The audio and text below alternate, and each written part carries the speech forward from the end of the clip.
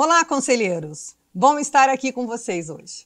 Meu nome é Valesca, eu sou funcionária do Tribunal de Justiça do Estado de São Paulo já faz 28 anos, olha, já faz tempo, 20 dos quais eu trabalhei na Vara da Infância e Juventude.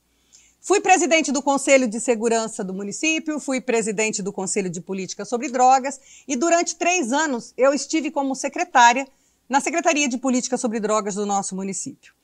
Já faz algum tempinho, deu para vocês perceberem, que a gente tem esse envolvimento com a questão de crianças, com a questão da prevenção, com a questão das drogas. Hoje a gente desenvolve um trabalho junto às creches de fortalecimento de vínculo, um trabalho que me deixa profundamente envaidecida. Já tem 3 anos que isso acontece e os pais, para nossa felicidade, os pais tiveram uma adesão muito grande. Não é uma presença obrigatória, porque a creche tem as reuniões, né, que são a presença obrigatória. O nosso é uma reunião de grupo, a gente fala que é uma roda de conversa de fortalecimento de vínculos, que nós tratamos diversos assuntos, a gente fala sobre a questão de limites, a questão da prevenção, a questão das frustrações e dos traumas, né, dos medos das nossas crianças, das crianças precisarem ser crianças, enfim, um trabalho que hoje me envaidece muito. Bom, e hoje eu estou aqui para falar com vocês sobre o marco da primeira infância. A Lei 13.257, de 2016, lei de autoria do deputado federal Osmar Terra, que foi sancionada em 8 de março de 2016 pela então presidente da República, Dilma Rousseff. Essa lei, ela foi feita a várias mãos. Eles falam que durante 2 anos eles ficaram estudando para que pudessem realmente efetivar a questão do marco da primeira infância. Nós sabemos que já tem inúmeras leis. Nós sabemos que o Brasil, inclusive, tem lei com relação às crianças desde a época da nossa Constituição. O artigo 277 da Constituição Federal nos ensina que é dever da família, da sociedade e do Estado assegurar à criança, ao adolescente e ao jovem, com absoluta prioridade, o direito à vida, à saúde, à profissionalização, à cultura, à dignidade, ao respeito, à liberdade, à convivência familiar e comunitária, além de colocá-los a salvo de toda forma de negligência e discriminação, exploração, violência, crueldade e pressão. Isso desde 1988, quando foi feita a nossa Constituição Federal. Então, a gente sabe que vem sendo feita, aí nós tivemos o Estatuto da Criança e do Adolescente, e daí, com isso, a gente vai formulando questões acerca de como cuidar de nossas crianças. E o marco da primeira infância, essa lei, ela na verdade, os especialistas dizem que foi uma grande vitória, porque ela começa a fechar uma lacuna entre o que diz a ciência e o que estava na lei, por meio de criação de programas, iniciativas e serviços baseados no desenvolvimento integral de nossas crianças, desde o seu nascimento até os 6 anos de idade. Por que veio fechar essa lacuna? Porque já existia a lei e na ciência a gente sabe, por exemplo, que o desenvolvimento de uma criança ele é prioritário do 0 aos 6 anos, em função de, inclusive, criar toda a parte, aquilo que vai te levar para o resto da vida em termos de um ser humano seguro, aquilo que ele vai conseguir resolver e não resolver, em função daquilo que lhe foi dado nesse período de 0 a 6 anos. Então, por isso, eles falam que essa lacuna foi fechada. Então, o Marco Zero representou, inclusive em 2016, quando ela foi sancionada, colocou o Brasil como o primeiro país da América Latina a priorizar esse tipo de trabalho referente às nossas crianças. Bom, vamos lá.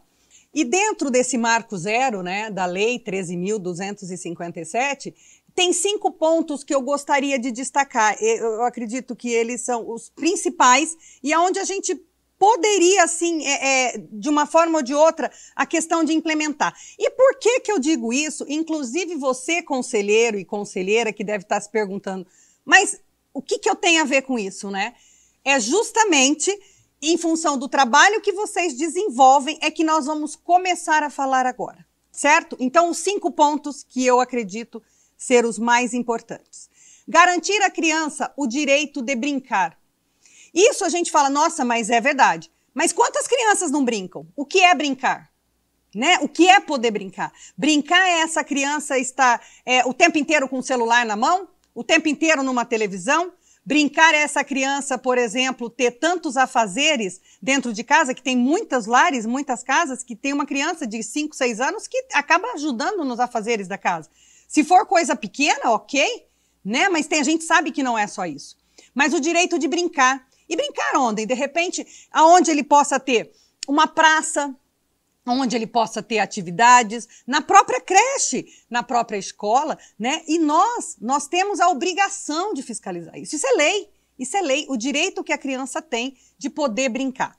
O segundo ponto, priorizar a qualificação dos profissionais sobre as especificidades da primeira infância. Olha que bacana isso. Qualificar os profissionais para isso.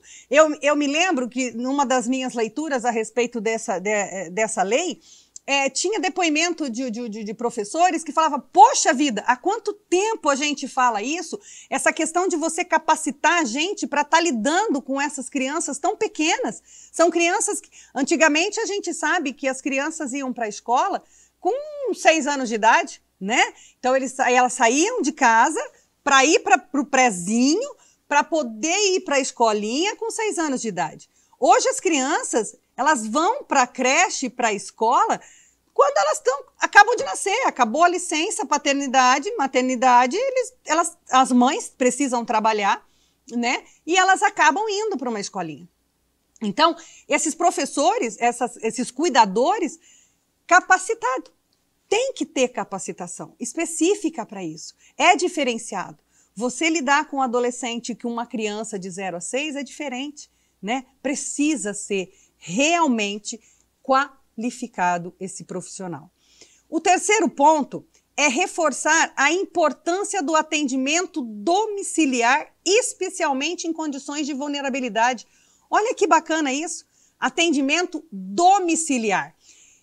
Esse ponto, inclusive, diz respeito, e hoje as crianças, nós temos um projeto, se eu não me engano, é Criança Feliz, aonde técnicos fazem visitas, né, em lares que são de crianças em situação de vulnerabilidade, para poder conversar com esses pais. Lembra que no começo eu disse para vocês da minha alegria de estar podendo fazer esse fortalecimento de vínculo há 3 anos na creche?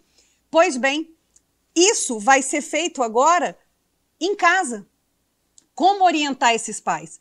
A gente costuma brincar e falar que filho, né, ele não vem com bula. Seria bom se viesse com bula, né? Nasceu, vem com uma bula no traseiro e a gente sabe exatamente o que fazer. Olha, se chorar assim, você faz isso, se fizer assim, você faz assado. Mas não é assim. Então, os pais também têm essa dificuldade. Muitas vezes, a própria criação não recebeu determinadas coisas e isso se perpetua. Que bacana poder esses técnicos irem até em casa deles, né? Fazer uma visita, conversar, esclarecer, saber das dificuldades. Isso é muito bacana. O quarto ponto é a ampliação da licença paternidade para 20 dias. Inclusive, eles citam que os 20 dias de licença paternidade é para aqueles que aderirem ao programa Empresa Cidadã, né? Por que aumento da paternidade? Porque esse projeto também valoriza a questão da presença do pai nos primeiros dias da criança, né? Do nascimento desse bebê, né? A gente sabe que o nascimento para uma mãe muda tudo, todos os hormônios, tudo dói, né? A amamentação, nada é fácil. E aumentando o tempo da licença paternidade, esses pais podem ficar mais tempo com a mãe e com teu filho em casa, né? Isso também é muito importante. Outro ponto, envolvimento das crianças até 6 anos na formatação de políticas públicas. Olha que bacana, né?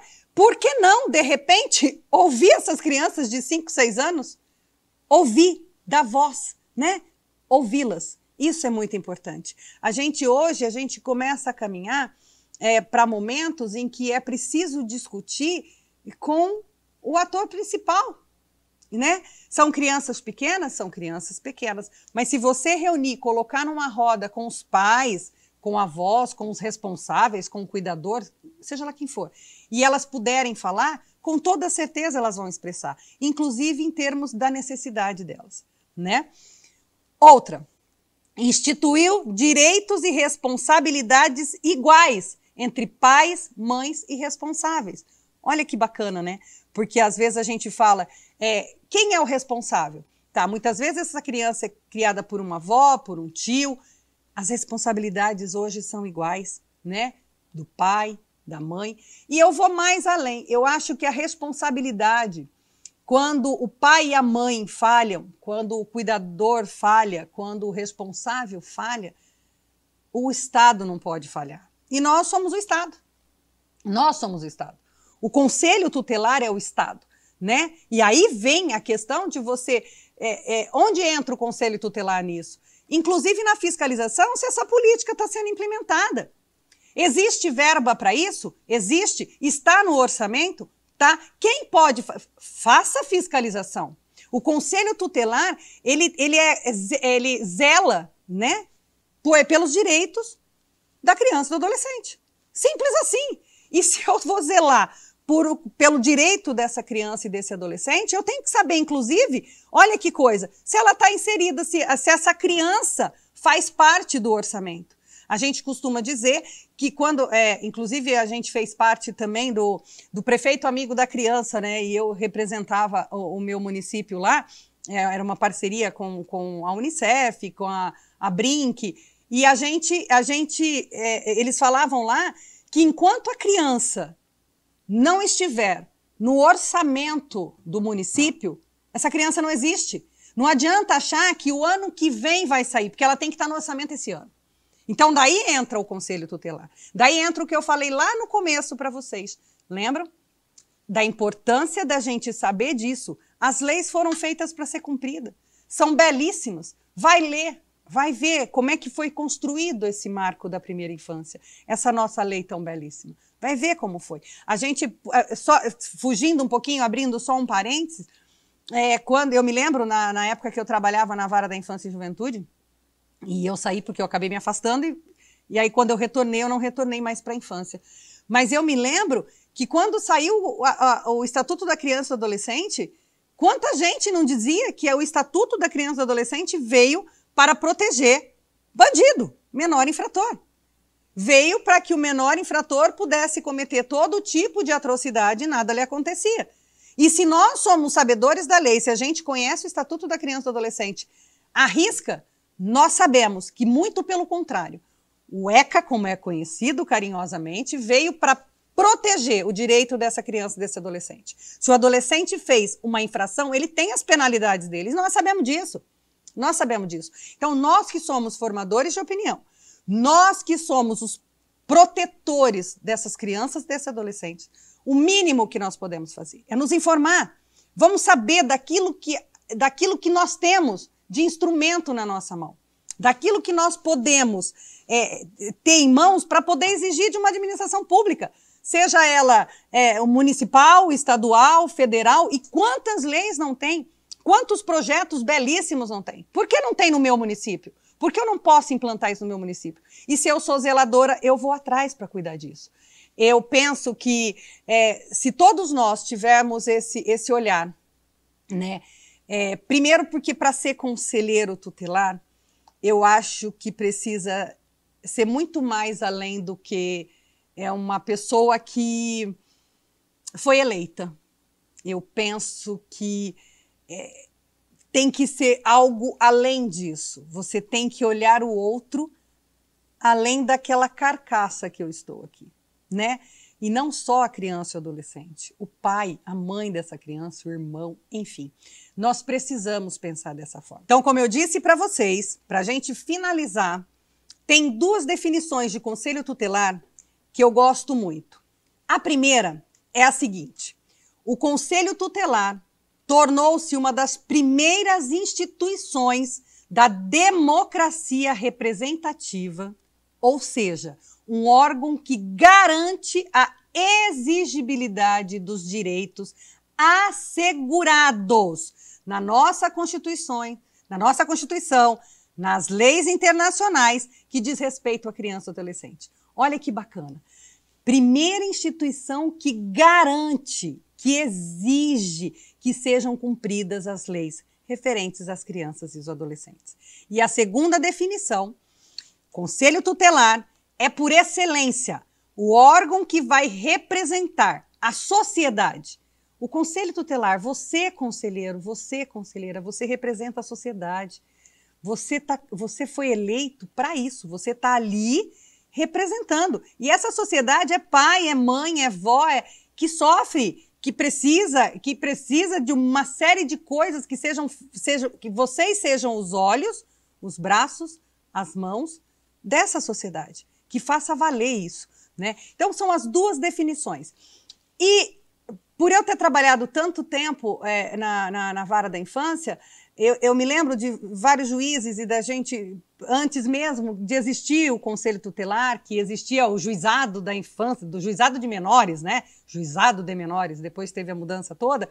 E quando veio o Conselho Tutelar, os juízes sempre diziam, o Conselho Tutelar são os nossos braços, são os nossos olhos.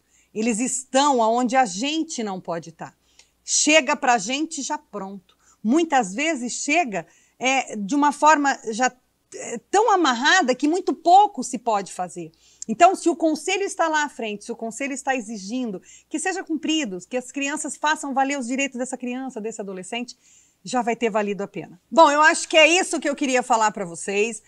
A gente vai se encontrar com toda certeza novamente. Eu fiquei muito feliz, a gente ainda vai se conhecer. Eu faço parte do núcleo de formação da Rede Nacional de Conselheiros Tutelares, certo? E a gente vai estar se encontrando, vai bater papo nos nossos encontros, em outros módulos, nas videoconferências durante todo o ano. Meu muito obrigada. Beijo carinhoso a todos vocês no coração. Fiquem com Deus e até o nosso próximo encontro.